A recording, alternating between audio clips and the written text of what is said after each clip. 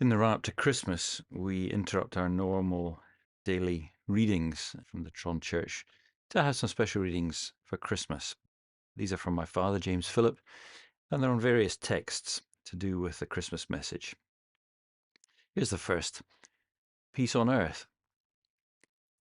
Luke 12, verse 51. Do you think that I've come to give you peace on earth?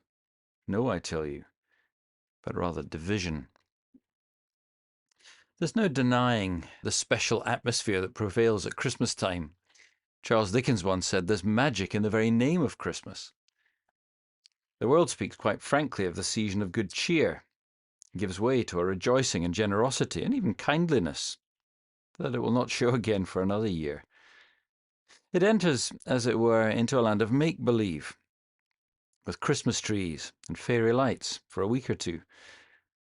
And then, when all is over, resigns itself to the cold, sullen reality of modern life. The magic is gone, and nothing's left but a rather wistful memory. And withal, there is the disturbing question asked by so many puzzled and doubting hearts, whether there can be any sort of reality in this Christmas message of peace on earth, goodwill to men, or whether, in fact, this also belongs to the realm of make-believe and fantasy.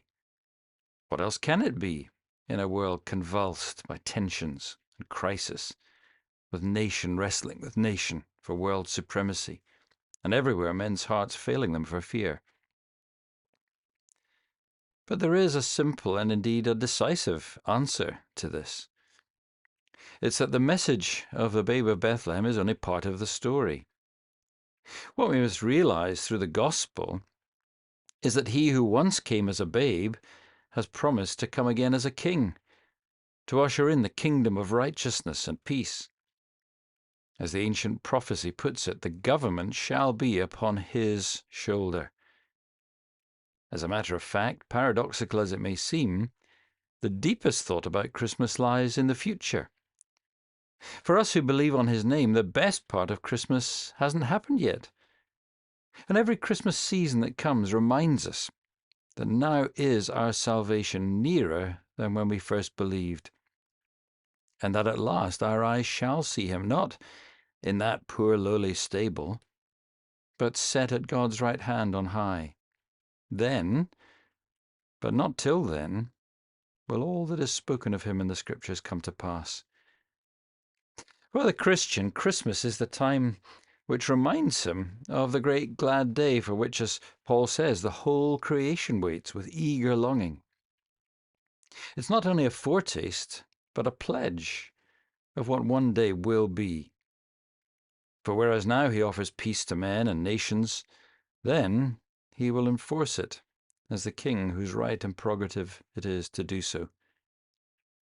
The message of Christmas, then, is a foretaste of that coming day, a harbinger of something that still lies in the future, just as the snowdrop is a harbinger of spring, telling us, as C.S. Lewis so beautifully points out in his book on miracles, that we have turned the corner of the year. Summer is coming, but it is still some way off.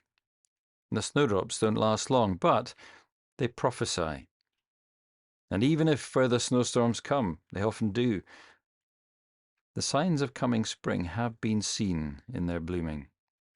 We're still living in the frosts and the cold east winds of the old order, and what a bitter winter it's proving to be. But the everlasting spring of God's love and grace is on the way, and Christmas is his gracious foretaste and reminder that we do not hope in vain.